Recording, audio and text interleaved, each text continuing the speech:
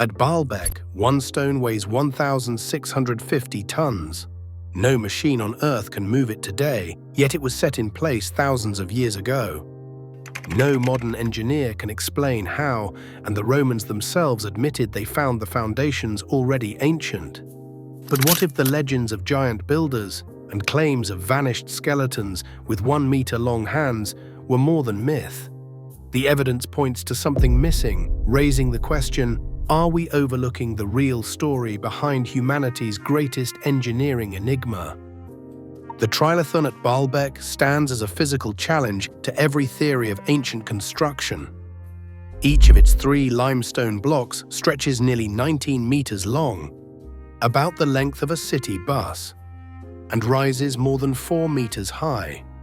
Weighing in at roughly 800 tons apiece, they are set with astonishing accuracy atop the temple podium, positioned over 6 meters above ground level.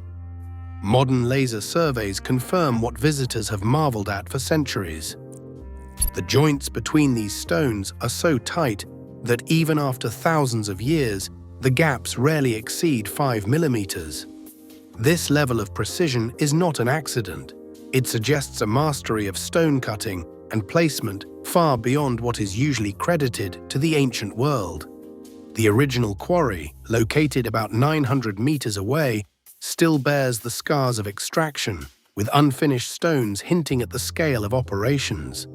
The path from quarry to podium follows a gentle slope, but the logistics of moving such immense blocks, let alone lifting and fitting them with millimeter accuracy, remain unsolved. Tool marks carved into the limestone match techniques seen across the Roman Empire. Yet the sheer mass of these stones dwarfs anything in known Roman construction. Even today, only a handful of the world's largest cranes could attempt such a feat.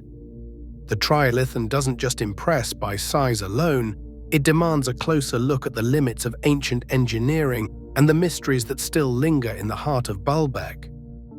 Attempts to explain how the Trilithon blocks reached their position have filled volumes of engineering debate.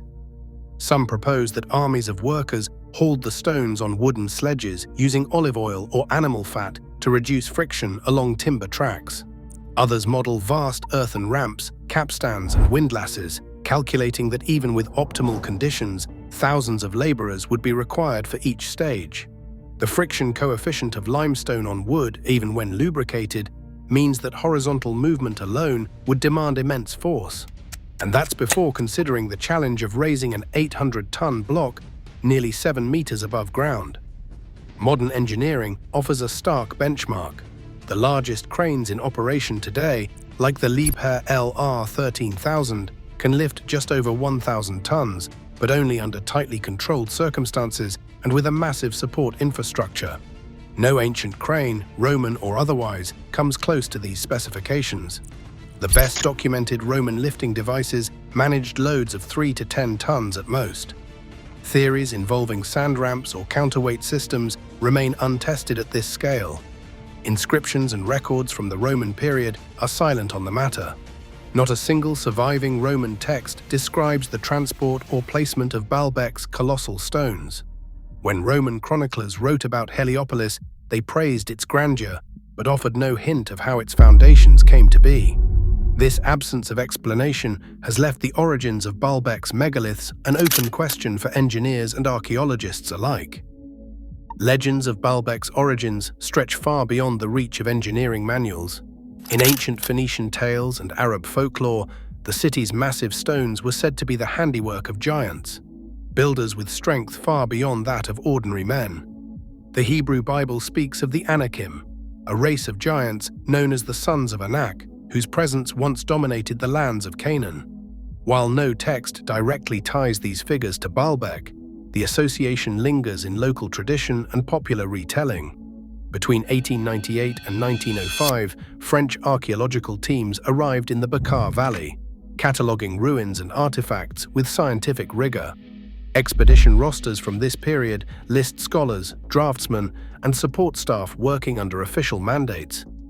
Their efforts produced detailed maps, architectural plans, and field diaries, laying the groundwork for modern study.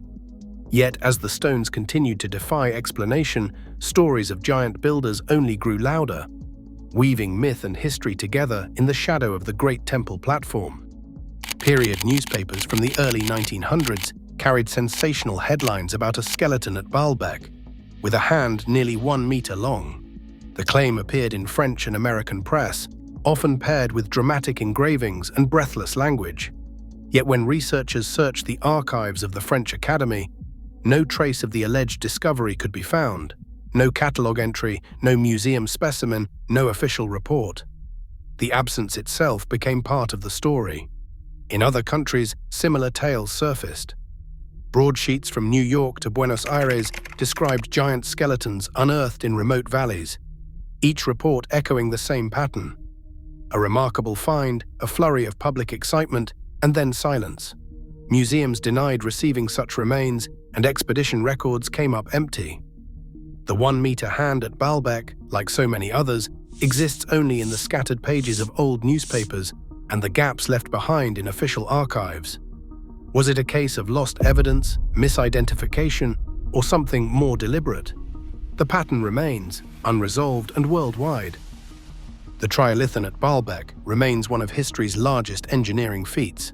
3 stones, each weighing about 800 tons, set 20 feet high with joints less than 5 millimeters wide. Ancient Roman engineers themselves recorded that they did not know who built these original foundations. Legends from Phoenician, Arab, and biblical texts spoke of giants as builders, and late 19th century French excavations reportedly uncovered skeletal remains of extraordinary size. However, no 1 meter hand bones or related artifacts are catalogued in any French Academy records, and no verified photographs or scientific reports exist. Worldwide, similar claims of giant skeletons appeared in newspapers between the 1800s and early 1900s, but these too lack substantiated evidence. Today, Baalbek's megalithic stones are still measured, studied, and debated, yet the mystery persists. The facts are clear. The stones are real, the legends are ancient, and the claims of vanished evidence remain unproven.